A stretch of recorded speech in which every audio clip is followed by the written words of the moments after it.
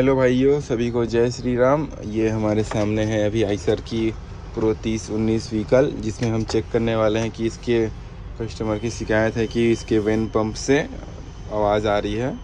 इसको हम चेक करते हैं फटाफट। उसे चेक करने के लिए सबसे पहले हमें गाड़ी को स्टार्ट करना है और फिर उसे हमें मीटर रीडिंग को 1500 से लेकर 1200 के बीच पे रखना होगा और फिर फुल राउंड, एक राउंड इस पूरी स्टीयरिंग पे इसको एक राउंड घुमाना होगा। लेफ़्ट और राइट दोनों साइड करना होगा। अगर ऐसे करने पे गाड़ी से आवाज़ आ रही है तो वेन पंप कहीं से पिंच है या कुछ गाड़ी में प्रॉब्लम है और स्टीयरिंग वाइब्रेट करती है इस सिचुएशन में। और वीडियो अच्छी लगी हो तो लाइक सब्सक्राइब जरूर करें। Thank you.